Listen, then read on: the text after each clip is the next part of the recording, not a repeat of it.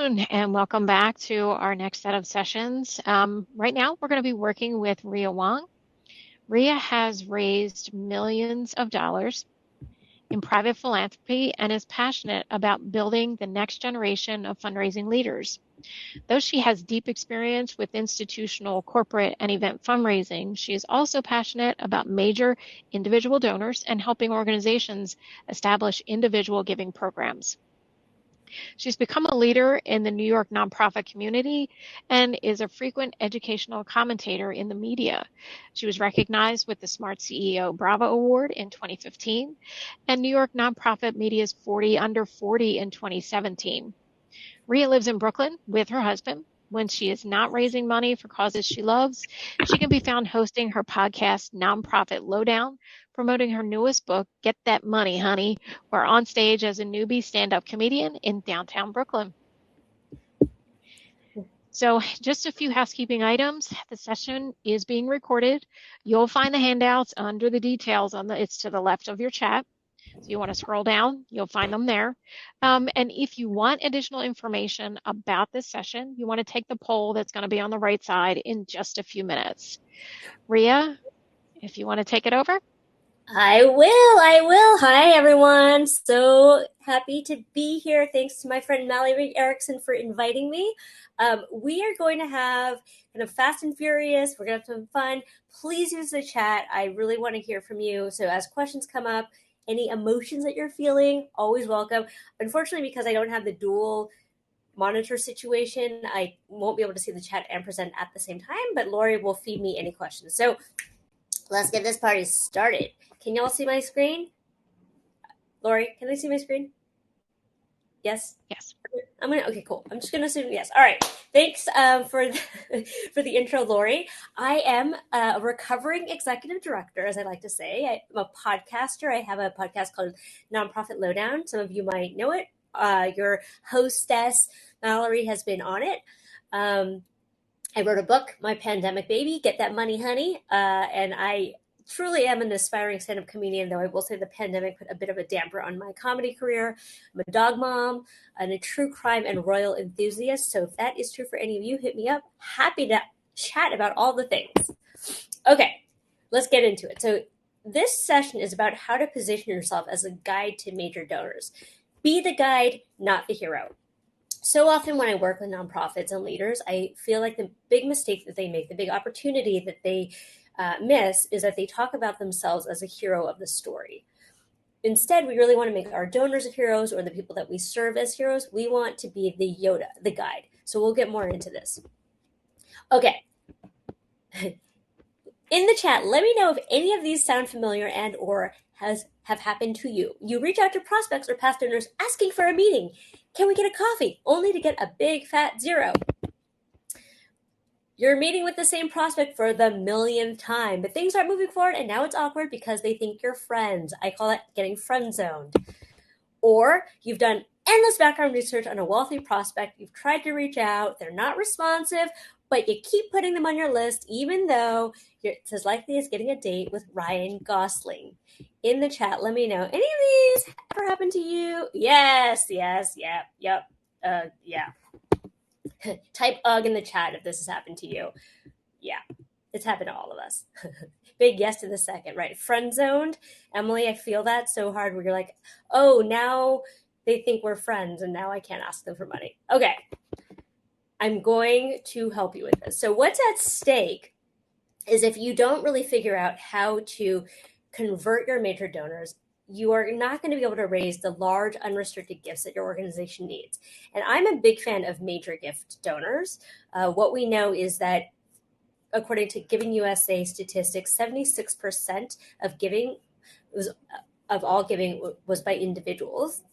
And of that, we usually talk about the 80-20, that 20% of the folks give 80% of the dollars. Actually, the most recent analysis is it's more like 90-10. So 10% of the people are giving 90% of the dollars. So I'm a big fan of go where the wins are. If we know that the vast majority of funds are being given by wealthy donors, let's have a wealthy donor strategy. If you don't nail down a process that feels good, donors are simply just going to be annoyed that you keep bothering them for coffee, for a site visit, for a thing. Wealthy people in particular have more money than they have time. Time is actually the more valuable resource for them. So make it worth their while. And ultimately, if you don't have a process where you feel like you're successful, you're eventually going to burn out, because honestly, rejection sucks. And ultimately, you might leave because you feel like you're not delivering results, and or your organization might have you leave because you're not delivering results. Can I get an amen there? Yeah, I'm still getting the eggs. Okay. So the question is, why, oh, why is this happening to me? You all are good people. You're smart. You're good at your jobs. Why is this happening? So real talk. You're chasing people who don't want to or aren't ready to talk to you, and they do not trust you or the cultivation process. The reason why is that so many of us have been on the receiving end of bad fundraising. And I will say that we haven't upgraded the way that we treat donors, even though consumer behavior has upgraded. So, prime example, when I go online to buy something, I go to the website, I click around, maybe I read some reviews, and then I just buy the thing. At no point do I feel like I need to talk to somebody about the thing. Or if I do, I'll send an email to customer service, whatever. Guess what? The way we buy online is also the way we donate online. And so for us to constantly try to get a coffee meeting is ludicrous. People don't want to talk to you. Facts. Thank you, Ronnie. Yes, 100%. So I think we need to just realize this. But also, I feel your pain, right? I too was once upon a time in your shoes, trying to get a meeting with the donor who ultimately did not want to talk to me. Most people self-cultivate and self-solicit.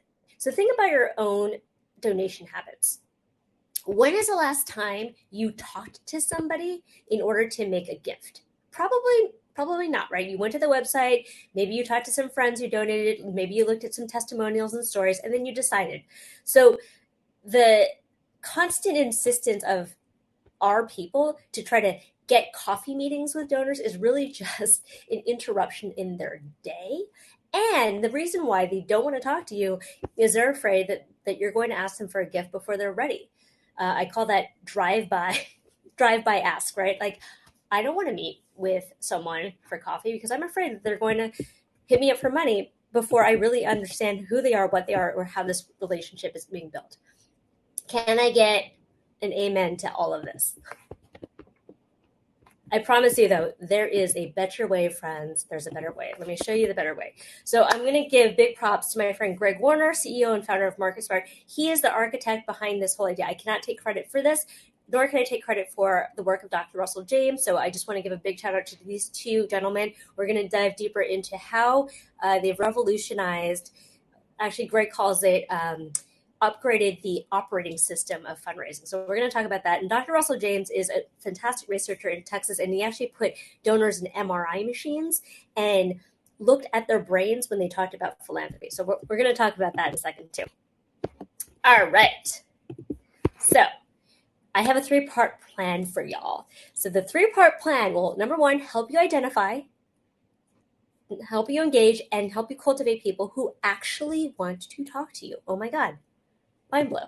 Okay, so here's our current problem. So as evidenced by this weird little gnome, we're in this pond, fishing around, hoping for a nibble. It's not working for us. Instead, this new solution is a creation of a donor survey to gather information and let people raise their hand. Now, I know some of y'all buy stuff online. I buy a lot of stuff online. I think the pandemic has moved all of us onto online shopping. I literally cannot buy something without a survey popping up into my face, right? But the question is, why don't we do this as nonprofits? So let's talk about a donor survey. What makes a good donor survey? And the other thing that I just want to highlight here is you might say okay, well, Rhea, people don't like to answer surveys, right? I ignore surveys all the time from Gap. Here's the difference. The difference is that the way that people think about their philanthropy is different than the way that they think about their business. So shout out to Dr. Russell James, when he put people in MRI machines, he talked to them about business metrics, ROI, costs, etc. One part of the brain lit up. He then talked about philanthropy, and guess what? A different part of the brain lit up, and that part of the brain is associated with family and emotion. So philanthropy is actually an emotional decision, and we use metrics to back up what we have already decided with our hearts. So the fact that people are donating to you means that they like you, they love you, they think of you as family. So that the response rate tends to be higher than if it's just a random company that I bought something from. Put in the chat if that makes sense so far. Just trying to make sure, keep us moving here. Okay. So when we think about creating a donor survey, we really need to think about designing it so it triggers the emotional why. Because again, remember, philanthropy lives in the emotional part of the brain, the part of the brain with family. So we want as much as possible to tickle that part of the brain to connect it to an emotional feeling or connect it to any personal connection. So a good donor survey will ask something like, was there someone in your life who inspired you to give? Or was there someone in your life that connected you to this personal mission? That then influences me to think about a person that is influential in my life, thereby tickling the emotional centers. A good donor survey will also ask about capacity. So as you're looking at donor surveys, one question that you may ask is, which of these giving vehicles are you interested in or are you likely to get from? Donor advised funds, family foundations, assets, etc. So major gifts are given via assets. What I mean by that is your average major giver. So, obviously that really depends on what your organization, how you define major giver. But let's say a 5-figure gift and up is given out of assets, not out of income. And so I know there's been a lot of talk about donor advised funds and how do you find out about it. I mean, the fact of the matter is, like, donor advised funds are designed in order to keep a bit of a distance between grant seekers and the folks who have donor advised funds. So the easiest way to find out if they have one is just ask. Just ask, right?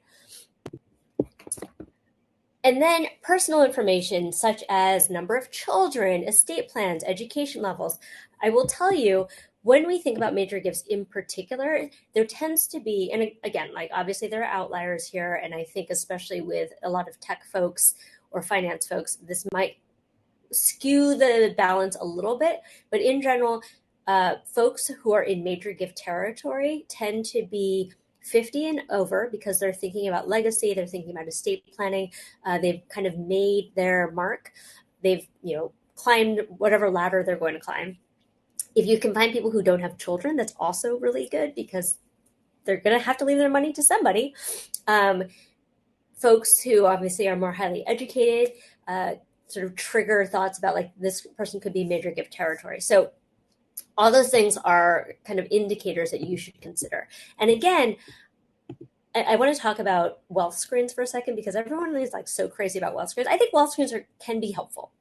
They're a data point of one, but the truth of the matter is if you are a person of significant wealth, there are a million ways to hide that wealth.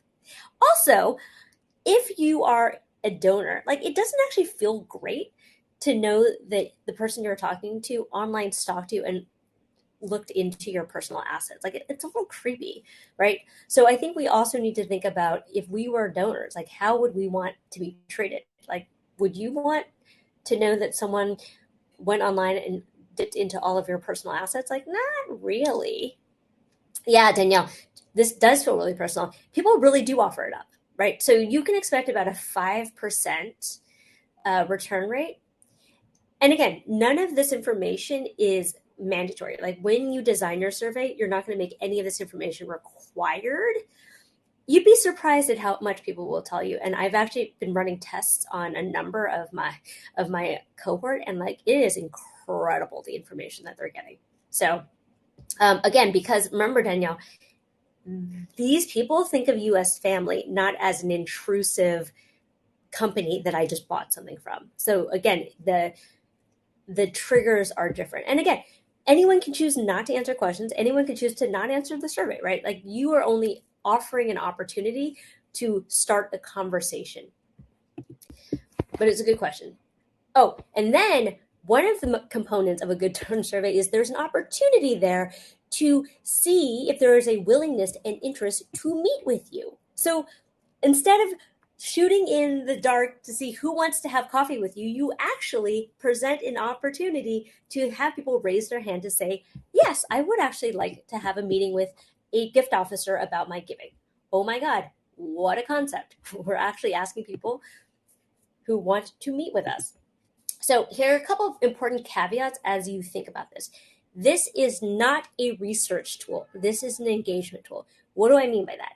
What I mean by that is hold back on blasting your entire email list with this. That is not the point of this survey. This survey is used as a way to initiate a conversation. Okay, so what that means is that you should only send it out to the number of people that you can actually personally respond to. Because if you do not personally respond after they fill out the survey, it can actually do more harm than good because you have demonstrated that you are now wasting their time. So even if they fill out the survey and even if they say that they're not interested at this time with meeting with anyone, it is an opportunity for you to reach out and say, like, thank you so much for filling it out. Hey, you had this really interesting point about your third grade teacher. I'd love to talk more about that if you're open to it. So I have information here about designing a great survey, which you should definitely check out. You should also make it not terribly long. Maybe 10 questions is probably the max. And the way that you want to present it to them is, hey, we're reaching out to some of our tried and true and really want to gather information about how you would like to be interacted with. So, help us out. Okay. Any questions before I move on? And Ronnie, I agree with you. Well screening has gone too far. And also, it's not accurate. So I actually well screened myself, and I was like, I don't know where they got this number, but listen, I would love to be at the net worth that they somehow thought I was, but honey, that was like some fake news there. I have no idea where they got that number. All right, let's keep going. So once someone has completed this survey, that is an opportunity then to do outreach and invitation. So let me back up a little bit. And this is the work of, some of you might be familiar with Joseph Campbell. This also ties into the work of Russell James. So anyway, Joseph Campbell is this mythologist who talked about the hero's journey. And essentially it is an archetype, a narrative that has stood the test of time. So any book, any great movie, any epic is based on the hero's journey. So the hero's journey is you're a regular person, right? Think Harry Potter, think Star Wars, think Hunger Games, right? I'm a normal person just living my life. Then something happens, some explosion happens, some call to adventure happens. First, I refuse the call, right? I'm like, no, I don't want to do that. But something compels me. It becomes so unavoidable that I have to answer this call to adventure. Along this adventure, I encounter a guide, and the guide helps me to achieve what is ultimately the victory that I receive. And then I am somehow transformed, and I then return to my normal life as a different person. So let me pause here. Is this making sense so far? In the chat, can someone put in your favorite movie? We can break down. Oh, Jolynn, how do you decide who to send surveys to? Sorry, let me answer that question briefly. I would start with your board.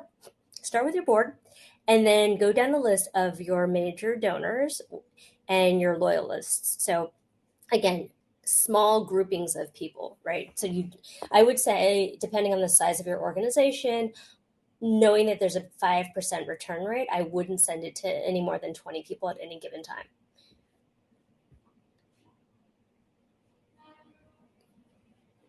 With a handful.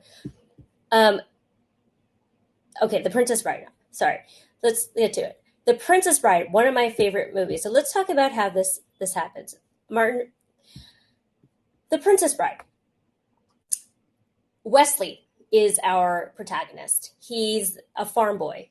He then goes on some great adventure. He becomes a drug pirate Roberts. He then needs to rescue his love. He goes on a great adventure.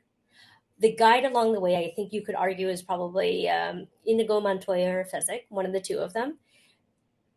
He then receives a victory. He wins the girl, and then they return back to the farm happily ever after, right? So this is an epic story that we see everywhere. Why this is relevant to us is that every donor is the hero to their own story. By inviting them on a journey with us, a philanthropic journey, we are calling them to adventure.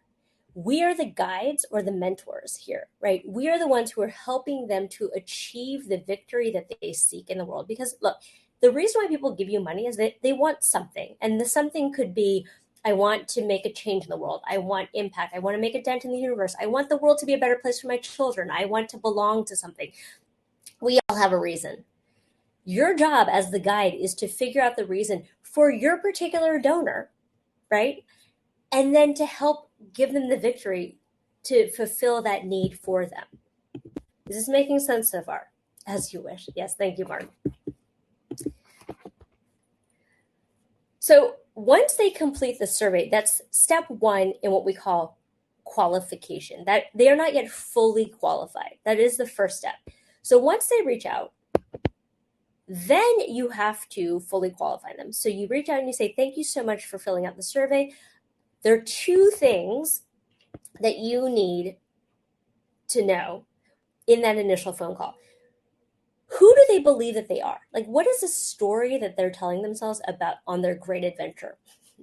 What is the victory that they seek? Why does this particular cause matter to them? What is the meaning and purpose for them? And then do they have the capacity to give, right? So it doesn't really do us any good trying to cultivate people who don't have money to give us. So when I think about major donor prospects, I think about it along 4 different metrics. Metric 1 is there any kind of relationship with us? So listen, if you put Oprah Winfrey down on your prospect list, unless you actually have a direct connection to Oprah Winfrey, that is just a pipe dream. So there has to be some kind of relationship. Is a board member connected? Am I connected? Etc. Number 2, is there affinity? Is there some kind of evidence that they actually care about the cause? Because if someone is like an environmentalist donor and I'm running an education program, it may not be a fit. Number 3, do they have capacity? So again, with the survey, I can look and see if they have a donor advised fund, if they have a family foundation, etc. And then the 4th thing would be recency. Have I interacted with them in some recent way, right? You're much more likely to go on a date with someone who you saw last week versus someone that you saw a year ago and ghosted you. So when you think about these 4 metrics, you can start to think about who are the people who are most likely to give. Now, with the capacity to give, it's really a timing issue. Is now the right time for us to start to talk about this? Because listen, maybe I'm about to have a liquidity event and I'm going to have a lot of extra cash. Or maybe little Bobby's about to go to college and I'm a bit cash strapped at the moment, right? So what you really want to ascertain in this initial conversation is these 3 things. Do you have the capacity? Why does this matter? And who do they tell themselves that they are?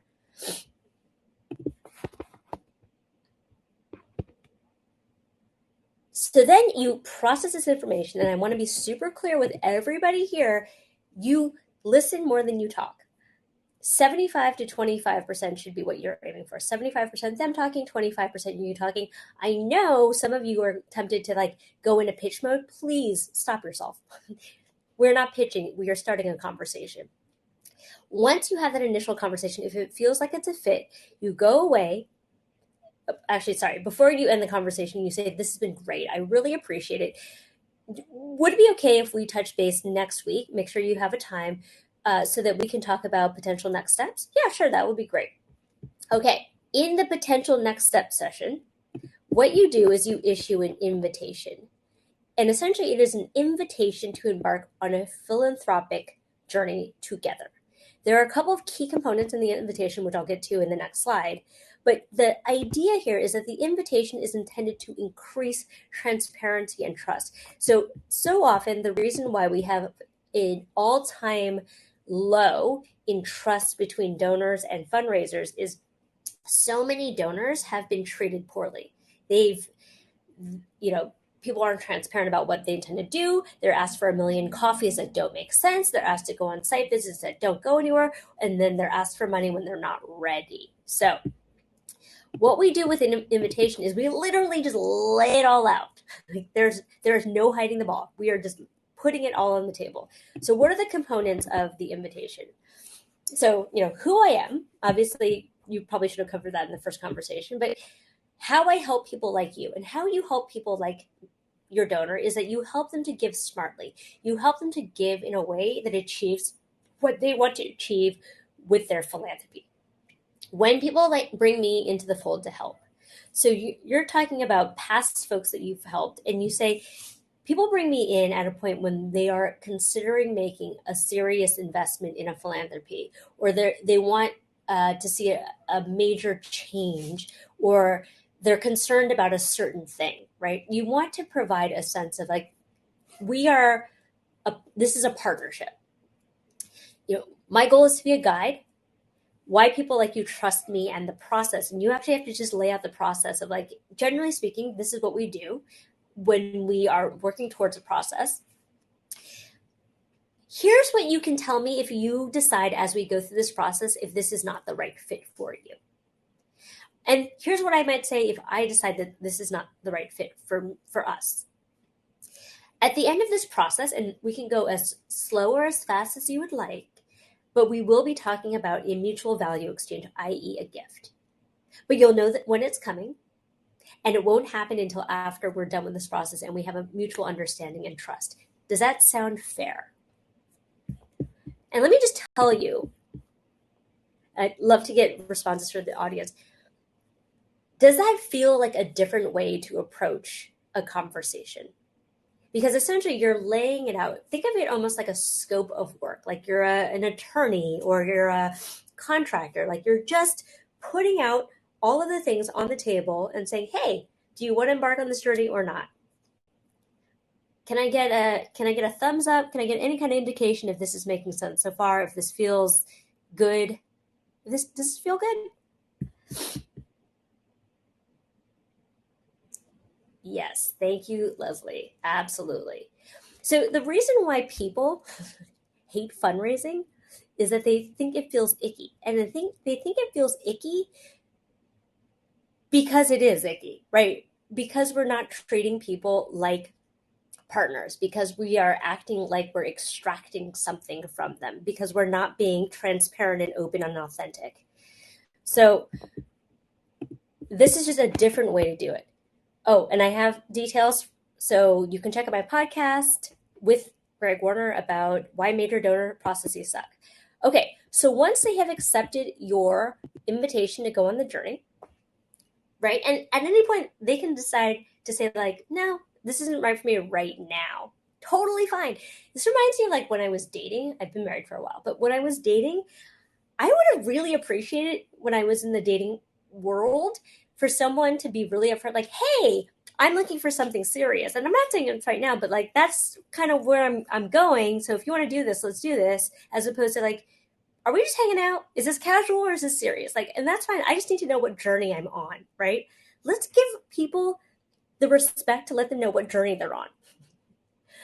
Yeah, they can deal with what they know. It's what they don't know. And the thing is, the brain is triggered when we feel unsafe, right? The amygdala is the center for fight, flight, fear, and uncertainty makes our amygdala go nuts. So if you're literally laying it out on the table, this is what we're doing, does that sound like a journey that you want to be on? Cool, let's do it. All right. So once they accept your invitation on the journey, you then co-create. Oh my God, what a concept. How many of you have spent 1 million hours sitting there and being ooh, how do I create a cultivation journey for this person? And it's some random assortment of coffees and site visits and dinners with board members and da-da-da-da. And I'm going to send them the thing. I've spent many hours. Instead, why don't we just ask them? Why don't we co-create a journey together? So when we co-create a journey with our donor together, it's designed to build trust. And it's about what they want, not what you want. And frankly, everyone is different. Some people are like, you know what, I don't actually need all of this. I can make a gift right now. Some people are like going slower and they like all the dinners and they like all the meetings and da-da-da. That's fine. We tailor it to the thing that people want to do. It's a service that we're offering. So you co-create the journey and you think about a victory that is meaningful for them. Now, in the back of your mind, you should have a timeline and an amount in mind that you will continue to revise as you deepen your engagement. And then when you're ready for the ask, it'll be the natural next progression. And P.S., because you've developed this relationship of trust with your donor, you let them know on the front end. When it's time to ask, you send an email. Hey, Jane, it feels like we've gone through the process. Should we talk about the mutual value exchange? Like, is this now a good time for us to talk about the gift? So by the time you get to the meeting, Jane already knows why you're having the meeting. So 80% of your time should really be spent on the cultivation process, not on the chasing the people who don't want to talk to you. So your job is to guide your donor on the path to realizing their philanthropic dreams and desires. So bottom line, it's not about you. It's not about your organization and how quickly you want to go and the gift that you want to close right now. It is in the donor's court. We move at the velocity of trust. And so to quote Greg Warner, you can be a CPA or the IRS. What does that mean? A CPA is trying to, the IRS is just trying to get the money. A CPA acts on your behalf to try to make sure that your goals and your desires are met. So look, this is future you. It's hot in here.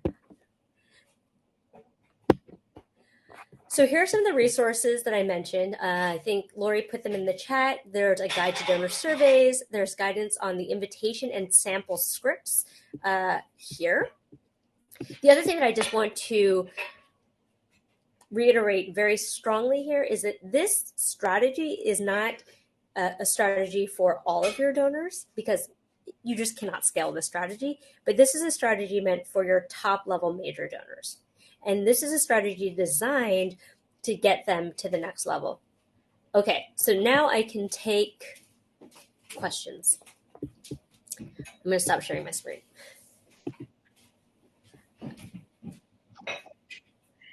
Okay, now that I'm back in the session as opposed to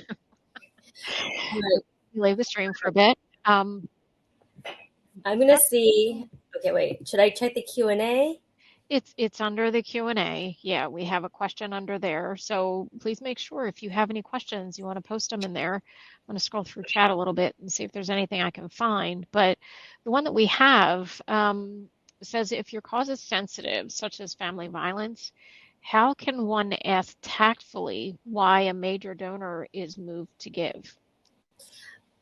I don't think you need to get any more deep than like, why does this matter to you? Like, why did you give, right? People are allowed to tell you as much or as little as you want, but like, I don't know. I don't think family violence is necessarily any more personal than like, I don't know, let's say there's like an eating disorder or, a pet rescue. I mean, we all have personal reasons for the things that we do, and giving people the opportunity to tell you about themselves is a gift back to them. So I don't know, in your survey, like, why does this organization matter to you? Lois says, how do you suggest the journey with large donors have gifted you more than once without having you reach out to them? Well, Lois, let me tell you this. If this donor has given you a significant gift without you reaching out to them, I'm pretty sure that there's a lot more there. So oftentimes when people give a gift, and again, I don't know the specific details, but like, is this an opportunity to reach out to them just to get to know them?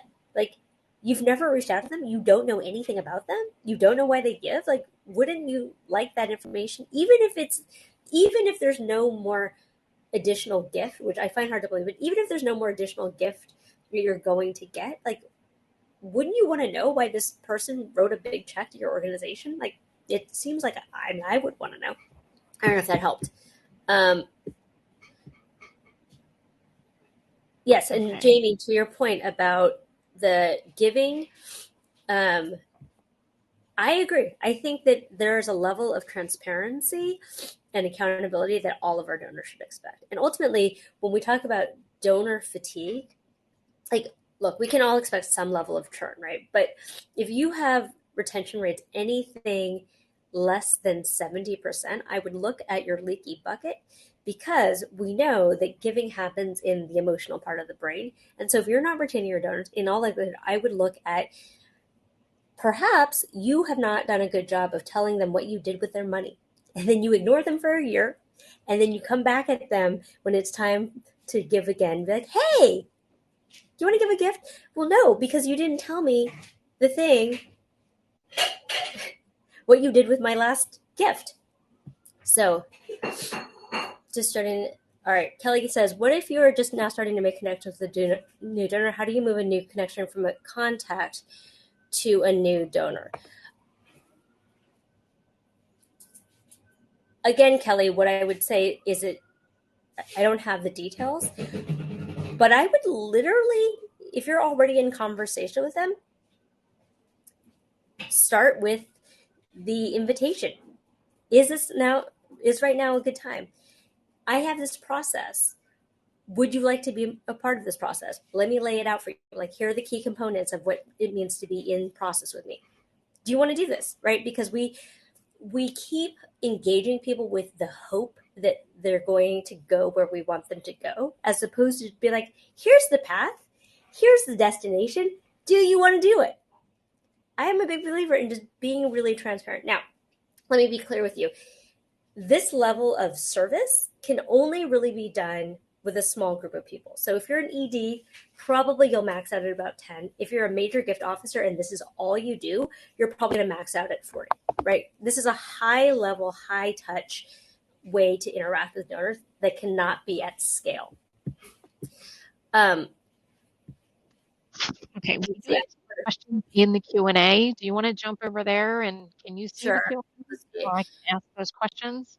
How to engage the importance of the top tier donor? Wait, I can't see. Hold on, let's see. I can't read the whole. It just ends with the ... So it's how to engage a board to the importance of exploring that top tier donor. I've found complacency. I don't know, math. So if we know that 90% of giving is done by top 10% of donors, and I'm like, well, okay. Like, I'm no mathematician, but it seems to me that if that's true, you probably want to concentrate your efforts on your top 10%. But look, if your board has other ideas about that and they want to somehow defy math, then, like, congratulations, like, good luck. I mean, I know that's like very flippant, but I just think, like, just do an analysis of your database. What percentage of your givers is giving the bulk of the gifts? And I'm certain you will find at least 80-20, if not 90-10. So the answer is math. Okay, Mohammed asks, are surveys about donor evaluation of our own performance effective? No. Well, that was very quick. The point of a donor survey is it's not about you. It's not about you. It is about them.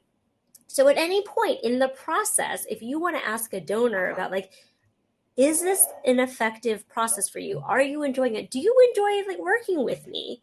That you can do that, but the donor survey is an opportunity to learn more about them, not about you. So I hope that helps. The other thing that I just really want to say here is that for those of us who are frontline fundraising and we're pressured to deliver on, ROI, and look, obviously I don't think ROI is a bad thing, but when you lose sight of the relationship of trust in service to getting that money in the door, when you act like the IRS, that is when you burn your donors, right? Because it becomes about you and your needs and not about them and their needs. So on average, it takes about 21 months to convert a major gift. This is a long-term trust building strategy. You cannot build trust overnight, as you all know. And so one of the metrics that I would suggest that you use, not, I think a lot of the traditional metrics, like how many meetings did I go on? How many phone calls did I make? How many emails did I send? That's fine. You can track those. But to me, the more interesting metric is how many relationships did I advance? Right? Because I can go on a million coffees, but it doesn't mean that I'm actually building a relationship deeper. Okay, let's keep going. And Lori, what time do we wrap here?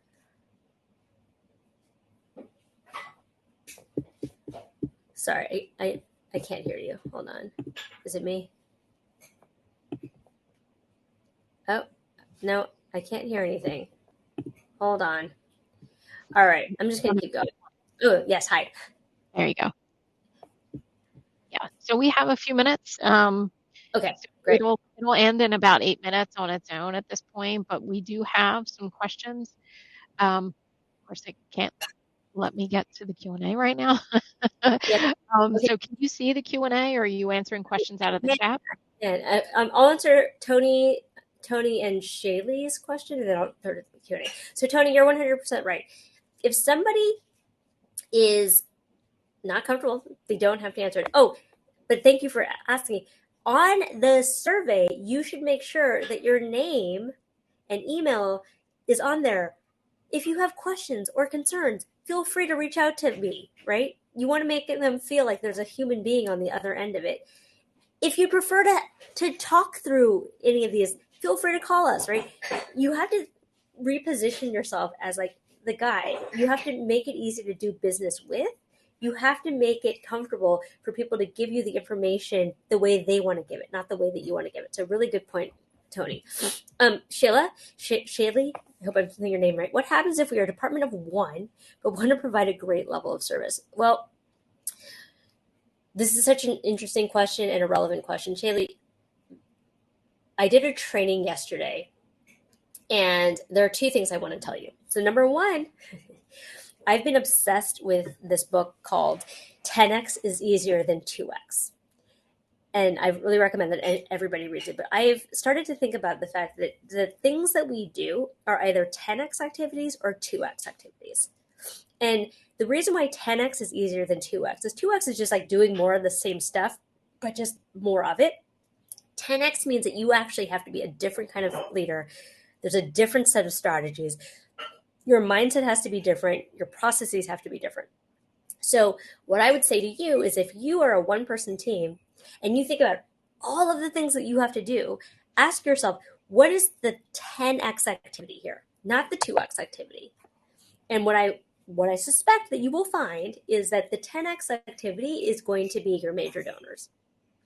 But the second thing I will say is the word decide is, if you break down the Latin roots, the side of the side is the same side as you would see in like homicide and suicide and patricide. And it means to kill. When you decide, you kill all other options. You decide and then you commit. That is how you get to 10x. Shaylee, I don't know if that answers your question, but I think if you think about it through the lens of like what all of the BS stuff I'm doing that's 2x, I think the answer will come to you. Okay. Name of the book, 10x is easier than 2x. Fernando, I love books. Do you know the author? Dan Hamilton. Please put the name of the book. 10x is easier than 2x. Yes, it's like I'm obsessed with this book right now. Okay, Gary said, what would you say about the advisability of letting the wealthy person that you are friends with fundraisers for other important causes? And if mine is not the top of your list, then let me know what it is because I might be able to help. Yeah, Gary, 100%. So within your donor survey, one of the questions you will most likely ask is, on your list of philanthropic priorities, where does our cause lie? Up at the top 10%, middle, not really on the list, right? So if someone says that you're on the top of their list, all of a sudden you should be paying attention. But Gary, to your point, you are a guide. So if in the course of the conversation let's say I'm running an education organization and I'm talking to Lori, and in the course of like discovery, Lori's like, you know what, Rhea, I realize that I'm called to save the oceans. Like that's actually what I'm super passionate about. My job is to be like, yes, thank you. Go, please save the oceans and let me help you do that, right? Because again, it's not about me. It's not about my organization. When you're operating in a scarcity mindset, you're grasping and you think every gift is going to be your last gift. When you're operating in abundance, you know that there's more than enough out there for all of us. And the oceans need saving too, and the whales need saving too, and kids need to go. Like, there's so many things that need to happen. And so if Lori, sorry, Lori, I'm using it as an example, but if Lori comes to the realization that her purpose in life is to save the oceans, wonderful. We need those people too. And I will lovingly deliver you into the arms of an organization that can help you to achieve your goal of saving the oceans, right? So like, this is not about being the IRS. It's about being a CPA. Okay. Any other questions? Do we have any other, do we have time? She's muted. Connection. Name of the book? Nope, we have about 3 minutes. Oh, So fantastic. is there anything else in the Q&A that you can Yeah. see? Oh, well, I'm happy to answer any last questions, but I really recommend that y'all, just plugging myself here. I have a newsletter, rheawong.com. I send it out weekly. I have my weekly Nonprofit Lowdown. I would love if you could write a review if you are so inclined. No pressure, but if it's a bad review, don't write it. Oh, the link does not open. It came through as a string when you sent it to me. So Is it open now? Okay. Something must be missing unless it is in the slides, correct? Yeah, it's in the slides. Here, let me see. And they can download the slides. Oh, okay, great. Yeah. So they'll have the link there. Yeah. Okay, here. Actually, let me redo it. And then the last thing I'll say, if I'm allowed to plug, is I'm recruiting now for. So the only way you can really work with me is I have a group coaching program. It is September. Applications are open now. It's a small group. There are no more than 20 folks. It's ideal for executive directors of nonprofits under $1 million. So if you're interested in working with me one-on-one, or not one to many, that is available on my website under the Join Accelerator. Okay. All right. So I'm looking to see if Julie, it doesn't work from the chat because there's no space between the word surveys and the HTTPS. It ended up blending everything together. So Rhea just posted the actual link. No, it's okay. My fault. I should have noticed it when I posted it. Gary, was that a question for me personally? What is my own top cause? Well, the thing is, I care a lot about a lot of things, right? I would say education is probably my top cause, but very closely followed by environmental, increasingly reproductive rights. But yeah, we all have our things. But the thing is, I care a lot about a lot of things, and so the reason why I launched my accelerator is I realized that I personally was not going to be able to do all of the things, but if I could empower people who were doing all the things to bring in needed resources to make their missions happen, that was going to be how I was going to contribute in the world. So, there was an upvote too. Cool. Okay, so I had somebody just ask about the CFRE credit. She loved the presentation, but just so you know, the documents can be found, or the tracker that you need is in the Resource Center, so you can download it from there. And at this point, we're getting ready to end our session. So Rhea, thank you so much for presenting today. Thank you. We have about 10 minutes before our next round of sessions, so we hope you all join us there. Yeah, and come find me on my website. Love to hear from you. All right. Thank you. Thanks, everyone. Sarah Simpson. Thanks, Sarah. Yay, I get little clappy things. Mm-hmm.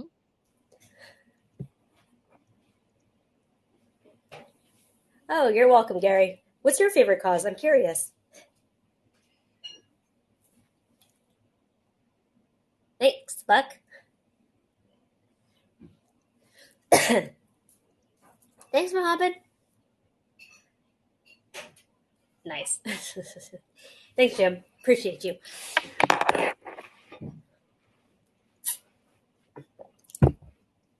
Oh, thanks, Paige. I'm actually a little sick. You're getting like 85% Rhea. I'm usually like busting out of the screen, so I'm alive. My husband will tell you I'm probably too much.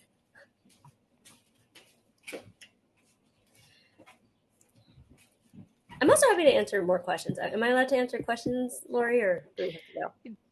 You can at the moment. The session doesn't seem to want to stop, so at some point it will cut off. We're overstaying our welcome. Yeah. But let me see here. Andrea, Russell James is doing some really cool stuff with brain science and philanthropy and major gifts and plan giving. Actually, other fun fact, I spoke with Tony Martinelli, who is the evangelist for plan giving. Everyone, I think, should have a plan giving strategy. You work with all kinds of C nonprofits. So yeah, I assume you mean 501c3s and C4s. Is that the question? Mostly C3s. I don't really have much experience with C4s, but I've had a couple of C4s. Oh, we're just like hanging out. I love this. Just doing the thing. All right, I'm going to see if I can end this here so we can get people to their next session. Go to the next session, everyone.